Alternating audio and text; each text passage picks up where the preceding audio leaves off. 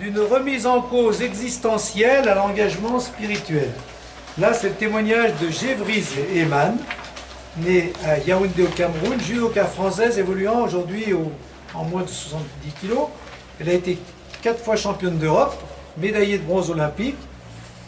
Voilà, elle est dotée d'un des plus beaux palmarès de judo en France. Elle vise le titre olympique en août 2016. Donc on lui souhaite bonne chance. Hein. Voilà. Donc elle va employer le mot qui revient souvent dans le langage des sportifs, c'est le dépassement de soi. Voilà, alors comment ça s'est passé pour elle? Comment ça se passe? Donc, ma défaite aux Jeux Olympiques en 2008 m'a permis de me remettre en question, de me poser aussi plein de questions sur Dieu. Donc elle, c'est une défaite qui remet tout en cause parce que, voilà, surtout si on se dit, bah avec Dieu, peut-être que j'ai encore une chance de plus de réussir, boum, ça ne marche pas. Alors, comment elle vit cet échec en 2008? J'ai pris conscience que je n'étais qu'un simple être humain, avec ses limites. Et en même temps, je n'étais pas sur Terre pour faire du surplace, mais pour avancer. Au départ, lorsque je partais en compétition, ma maman me donnait un livre avec les psaumes de la Bible. C'est pas chez beaucoup de gens que ça se passe comme ça. Hein. Mais enfin, voilà, moi j'étais étonné de voir des choses comme ça. Hein, voilà. Donc, ben oui, donc ça veut dire quand même, il faut peut-être oser simplement faire des choses comme ça. Hein, voilà. Donc, ma maman me donnait un livre, mais avec le temps, voilà, j'ai fait un choix personnel de m'engager dans ma foi, de manière personnelle, indépendamment du choix de mes parents. Ça c'est beau ça. Hein. Il y a eu quelque chose en elle qui a fait que, voilà. Hein. Bon, maintenant, lorsque je suis en déplacement, j'ai toujours dans mon sac les psaumes, et j'aime bien méditer. Faites-en autant. Hein? Ce n'est pas le fait d'aller à l'église qui me définit comme chrétienne, mais le fait qu'il y a une relation personnelle entre Dieu et moi. Depuis le temps qu'on dit ça dans les sermons et tout, hein, ben, voilà, elle le dit très bien. Voilà la foi. Voilà. Une décision personnelle, un engagement personnel, une relation personnelle avec Dieu. Voilà. L'amour est une grande source de motivation. Et l'amour de Dieu se traduit aussi à travers les membres de ma famille. Je vois également Jésus se manifester à travers eux. J'ai conscience que tout ce qui est matériel comme les médailles, je ne l'emporterai pas avec moi lorsque je quitterai cette terre. Plus que les médailles, je retiens l'émotion que cela m'a apportée, la joie ressentie et surtout la sensation du travail bien accompli et du dépassement de soi. Alors ça, je m'arrête là parce que pour moi, c'est un des mots sur lequel je reviens souvent, le dépassement, parce que c'est vraiment le mot que j'ai entendu tout le temps, que voilà. Ça veut dire quoi, se dépasser? Ben, elle le dit très bien, c'est pas simplement faire reculer ses limites, c'est-à-dire améliorer, mettons, son corps ou faire une performance. C'est le dépassement, c'est ressentir une émotion forte. Une émotion tellement forte qu'on a envie que ça recommence. Et c'est pour ça qu'on fait du sport. Ou, pour d'autres, c'est peut-être la musique. Et des émotions tellement fortes qui nous mettent dans un autre monde que le monde pratico-pratique un peu vide. Voilà. Et c'est ça le dépassement. Voilà. En se dépassant, on vit la réalité humaine. Et la réalité humaine, c'est d'aller au-delà de soi-même. On vit un au-delà de soi-même qui nous procure une sensation d'accomplissement. Voilà. Et donc, dans la foi, ben, cette sensation d'une plénitude, c'est quelqu'un la plénitude. C'est pas simplement quelque chose. Dieu m'a accordé un don que je cultive tous les jours en travaillant avec sérieux. Je le remercie tous les jours de m'avoir donné mes capacités physiques. Je suis reconnaissant, mais en étant assez pudique, je ne l'exprime pas de manière exubérante. Dieu me connaît bien et tout ce qui m'arrive a une raison particulière. Il travaille mon caractère.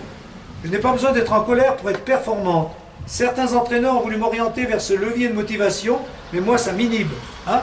Surtout dans le judo. Hein? Allez, tue-le, vas-y, hein? C'est la guerre. Hein? Voilà. Non, ben elle, ça ne marche pas, ça. Cette motivation qui se base sur l'agressivité violente, sur la haine, sur l'envie de détruire. C'est important de bien se connaître. J'ai appris à être plus agressif dans le bon sens du terme, sur le tatami, pour pouvoir m'imposer dans mes combats. Mais en dehors, je suis une personne plutôt calme. c'est pourtant la même personne, je reste en accord avec ma foi. Dans ma pratique sportive, la notion de plaisir ainsi que le dépassement de soi me pousse à aller de l'avant. C'est avec ces ingrédients-là que j'espère décrocher l'or aux Jeux de Rio 2016. Peu importe ce qui va se passer, je sais que Dieu prend soin de moi et il me donne la tranquillité intérieure. Ça aussi, c'est beau. Hein. C'est beau, hein? Voilà. Bah ouais.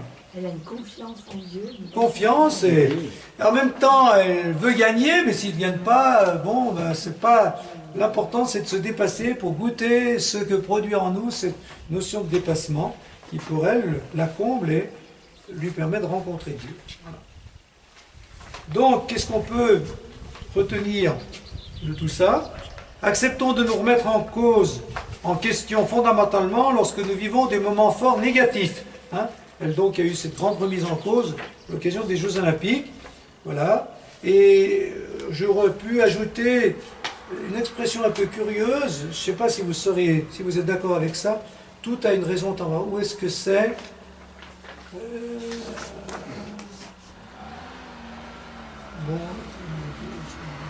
Tout ce qui m'arrive a une raison particulière. Tout ce qui m'arrive a une raison particulière. Ah, oui, oui. Est-ce que vous êtes d'accord avec ça? Je pense. Hein? Des moments, Moi, j'aime pas bien. avec le recul parfois. Hein. Avec le recul. Hein? T'as du mal avec ça. Oui. Tout ce qui m'arrive a une raison particulière, donc ça a du sens. C'est agréable, ça va. Oui, c'est ça. Et bien justement, même quand c'est désagréable. Ça veut dire qu'il faut regarder les choses, que c'est significatif de quelque chose. Il faut savoir le discerner. Comment? Il faut savoir le discerner aussi. Ouais. Non, mais Dieu ne nous parle pas qu'à travers ce qui va bien, il nous parle aussi à travers ce qui va mal. Dieu ne nous parle, n'est pas là simplement dans un ressenti positif, il est là aussi dans un ressenti négatif. Je pense. Hein. Ouais. Faisons le choix de nous engager dans la foi de manière personnelle. Hein, voilà. La foi, ça ne doit pas être la foi des autres, c'est la mienne. C'est moi qui crois. Même si, comme on le voit, hein, l'éducation, l'environnement, les autres sont importants. Cultivons notre vie spirituelle intérieure en regardant la résonance en nous, en notre âme, de tout ce que nous faisons. Voilà. Alors cultivons, approfondissons, goûtons, etc. Nos émotions, notre ressenti intérieur, la joie ressentie, la sensation, le plaisir. Vous voyez les mots qu'elle a employés. Hein. Ça, c'est bien la mode aujourd'hui. Hein. Plaisir, je fais ça par plaisir, la sensation, les choses. Voilà. Qu'est-ce que ça produit en moi, tout ce que je fais? Est-ce que ça me construit ou est-ce que ça me détruit? Est-ce que ça m'ouvre à Dieu en m'élevant ou est-ce qu'au contraire ça me fait plonger, descendre et à ce moment-là, il faut réagir. Hein? Bien, voilà ce que j'ai retiré. Est-ce que vous retirez quelque chose vous l'avez peut-être lu rapidement, vous pouvez le reprendre. Moi j'ai trouvé que c'était des beaux témoignages. Tout à fait. Hein? Alors, prenons conscience de nos sensations intérieures. En ce moment, qu'est-ce que vous ressentez? Bien-être, mal-être, joie, sérénité, plaisir, souffrance, sentiment d'élévation ou autre. Voilà. Goûtez vos sensations intérieures.